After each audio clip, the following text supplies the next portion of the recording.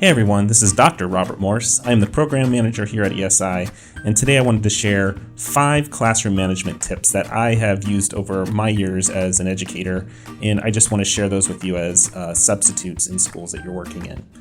These are tips that can be used regardless of whatever classroom management strategies that a teacher has set up in their classroom. It is really important for you to review lesson plans, and if a teacher gives you feedback on their management strategies, you want to try as much as you can to support those in the classroom. But these tips, like I said, can be used for any classroom, regardless of grade level or age. So classroom management tip number 5 is to maintain a calm voice. There will be times where you might become frustrated, frazzled, excited, all of those things, and that often causes us to raise our voice. When our own children don't listen, sometimes the next level is, saying it even louder. And we all know that doesn't necessarily work. In some cases with younger children, it can become very frightening, especially when they don't really know you very well. So just kind of keep it in your head to maintain a calm voice throughout the day, even when things get challenging.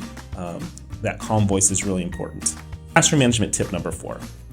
This one probably could be number 1, but all 5 of these, there's not any particular order, but this one is really important, and that is to circulate.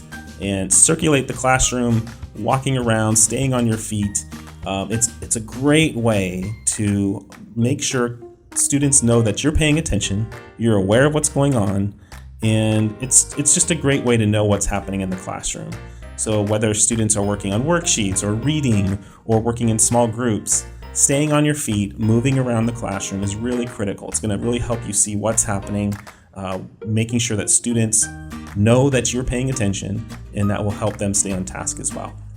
Classroom management tip number 3 is, as much as possible, try to remember student names. Classroom teachers can help you out immensely by providing current, up-to-date classroom rosters. What's even more helpful is when teachers provide pictures with those classroom rosters. Even more helpful is a classroom seating chart that has pictures and names on it. I encourage all of our teachers that work with us to provide that to subs. It's hard to keep that up to date in their files, but we know that part of your success is knowing who the students are in the classroom, being able to call students by their names. It's a sign of respect. It's a sign of you just knowing and having control of that classroom. Students love to hear their names, especially when you're saying in a good, calm voice. Classroom management tip number 2 is recognize positive behaviors. As a substitute teacher, I can guarantee you that there will be behavior challenges, regardless of the grade you're in. Oftentimes, students will see this day of a sub being in classroom as it's their day to get away with things. We don't want that to happen. We want you to be successful. We want the students to be successful. A strategy that I have used as a classroom teacher and as a sub, rather than focusing on all the things that students are doing incorrectly, you could spend your whole day doing that and become very frustrated. Focus on recognizing students' positive behaviors. What are students doing right?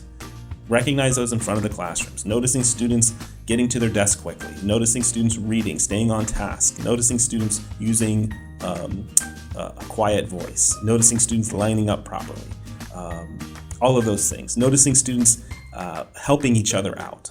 Anything that you want to make sure that you're reinforcing, you're recognizing those positive behaviors to reinforce them. Students love that recognition. Just like we love hearing great feedback about the work we're doing, students love that as well. So rather than going into a classroom and looking for students to be doing wrong things, that's bound to happen, try starting out your day with focusing on those positive behaviors and work that out, make those comments, provide that feedback throughout the day. Classroom management tip number 1. And as I said, there's not a particular order here. This isn't like the top number 1 tip, but it's number 1 on this list. Classroom management tip number 1 is accept that classrooms are not completely quiet. It would be great if you walked into the classroom and all students were on task and they're completely quiet the entire day. That is not going to happen. I can guarantee it. Most classrooms are set up for collaborative learning. Collaboration takes communication. Students have to be able to talk with each other.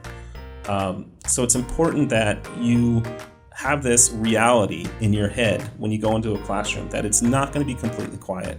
There's going to be times throughout the day where students are expected to talk with each other.